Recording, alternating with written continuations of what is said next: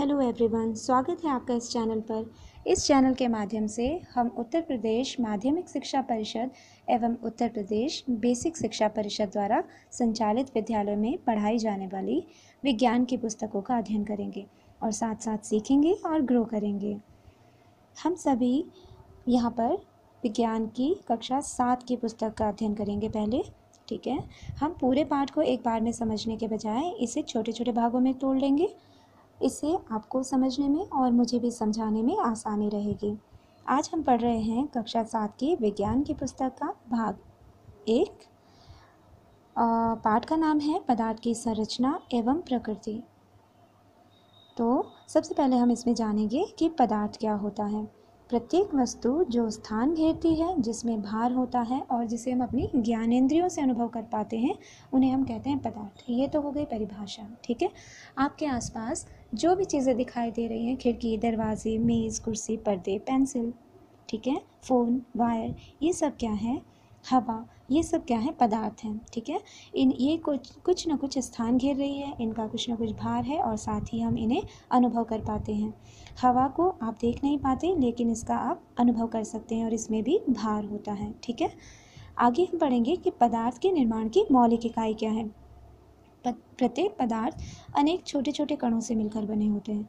इन्हें हम अपनी आंखों से नहीं देख पाते। इन्हें हम परमाणु और अणु कह सकते हैं। परमाणु पदार्थ का वो छोटा कण है, सबसे छोटा कण है, जो स्वतंत्र अवस्था में नहीं रह सकता किंतु रासायनिक अभिक्रिया में भाग ले सकता है। और अणु क्या है? अणु जो है पदार्थ की संरचना का सबसे छोटा कण है, जो स्वतंत्र अवस्था में रहता है किंतु रासायनिक अभिक्रिया में भाग नहीं ले सकता। बहुत छोटे छोटे पर 2 या 2 से ज़्यादा परमाणुओं से मिलकर बनते हैं अणु और बहुत सारे अणुओं से मिलकर बनते हैं पदार्थ। ठीक है, आगे हम पढ़ेंगे कि भाई पदार्थ की अवस्थाएं कितनी हैं। हम कक्षा 7 के स्तर पर पढ़ रहे हैं। तो सामान्यतः पदार्थ की 3 अवस्थाएं होती हैं, ठोस, द्रव एवं गैस। आप जब बड़े हो जाएंगे, बड़ी क्लासेस में जाएंगे, तो वहाँ पाएंगे कि पदार्थ की बहुत सारी अन्य अवस्थाएं भी हैं। ठीक है, और निरंतर इन अवस्थाओं की अन्य अवस्थाओं की खोज जारी है। लेकिन इस कक्षा के स्तर के अनुसार हम पढ़ेंगे कि पदार्थ की मुख्य 3 अवस्थाएं होती हैं, ठोस, द्रव एवं गैस। यहाँ पर एक एग्जाम्पल है, दूध का ग्लास है और उसमें से कुछ स्टीम आ रही है। यहाँ पर जो ग्लास है, यानी कि जो कांच है, इस जिससे ये ग्लास बना है, कांच अपने आप में ठोस पदार्थ है। इसके अंदर जो लिक्विड चीज़ है, यानी कि दूध है, उसे हम कहेंगे ये द्रव है। और जो भाप निकल रही है, जो वाष्प निकल रही है, ये गैस का रूप है। इस प्रकार इस एग्जाम्पल में हमें 3 अवस्थाएं देखने को मिलती हैं, ठोस, द्रव एवं गैस। ठीक है, आगे हम पढ़ेंगे पदार्थ की आणविक संरचना, पदार्थ के अणु कैसे जुड़े होते हैं। आप पहले चित्र में देख पा रहे हैं ठोस अवस्था, इसमें पदार्थ के अणु बहुत पास पास होते हैं। द्रव अवस्था में अपेक्षाकृत अणु दूर दूर होते हैं और गैसीय अवस्था में अणु अपेक्षाकृत इन दोनों अवस्थाओं से बहुत ज़्यादा दूर होते हैं। ठीक है, द्रव अवस्था में क्या होगा? ठोस अवस्था में अणु न सिर्फ बहुत पास पास होते हैं, बल्कि टाइटली अरेंज्ड होते हैं। इनकी संरचना जो है, इनकी व्यवस्था जो है, नियमित होती है। ठीक है, और द्रव अवस्था में अणु अपेक्षाकृत दूर दूर होंगे और गैसीय अवस्था में सबसे ज़्यादा दूर होंगे।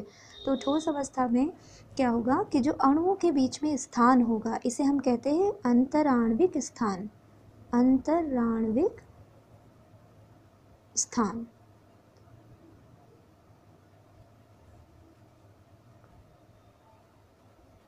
अंतराण्विक स्थान। ठीक है, ठोस पदार्थों में सबसे कम अणुओं के बीच में स्थान सबसे कम होता है। द्रव में थोड़ा सा ठोसों से ज़्यादा होता है और गैसों में अंतराण्विक स्थान सबसे ज़्यादा होता है। ठीक है, अंतराण्विक स्थान भी इसे कहा जा सकता है या अंतराण्विक अवकाश भी कहा जा सकता है। इसके विपरीत अगर हम बात करें कि ठोस पदार्थ में जो अणु हैं बहुत पास पास हैं, क्यों? क्योंकि ये एक दूसरे को एक आकर्षण बल से खींचे हुए हैं, बांधे हुए हैं। इस बल को हम कहते हैं अंतराण्विक बल। अंतराण्विक बल। ठीक है, अंतराण्विक आकर्षण बल। अंतराण्विक क्यों? अणुओं के अंदर जो बल लग रहा है, एक अणु से दूसरे अणु के बीच में जो बल लग रहा है, उस बल को हम कह रहे हैं अंतराण्विक बल। क्योंकि ठोस के अणु अपेक्षाकृत बहुत ज़्यादा नज़दीक है, इसलिए हम कहेंगे कि इनमें जो है अंतराण्विक बल बहुत ज़्यादा है। द्रव में अणु अपेक्षाकृत दूर दूर होते हैं ठोस की अपेक्षा, तो इनमें कहेंगे कि अंतराण्विक बल ठोस से कम है।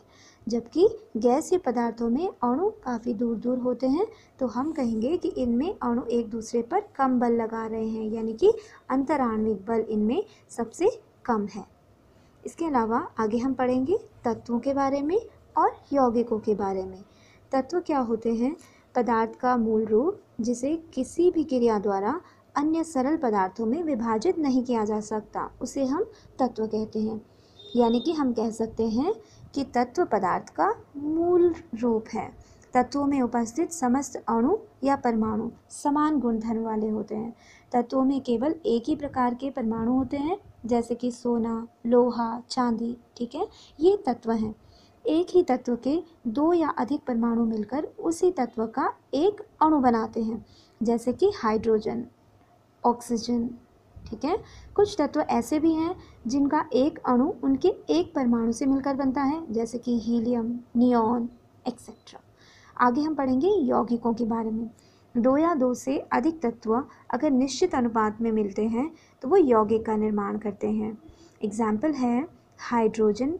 जब हाइड्रोजन के दो परमाणु और ऑक्सीजन का एक परमाणु मिलता है तो बनता है H2O, जो कि जल है, जल का एक अणु है, ठीक है। तो ये क्या है? एक यौगिक है जो कि इन दो तत्वों से मिलकर बना है, हाइड्रोजन प्लस ऑक्सीजन। हाइड्रोजन के दो परमाणु भाग ले रहे हैं और ऑक्सीजन का एक परमाणु भाग ले रहा है और बन रहा है जल का एक अणु, ठीक है। तो इसे हम कहेंगे कि जल एक यौगिक है और इसका अणुसूत्र है H2O। अणुसूत्र के बारे में हम आगे आने वाली क्लासेस में पढ़ेंगे। आगे एल्बर्ट आइंस्टीन जी का एक कोट है, anyone who has never made a mistake has never tried anything new. मतलब कि जिसने कभी कुछ नया, कोई गलती नहीं की, उसने कभी कुछ नया ट्राई नहीं किया। तो हमें ट्राई करते रहना है, नई चीज़ें सीखते रहना है, ठीक है। आज के लिए इतना ही।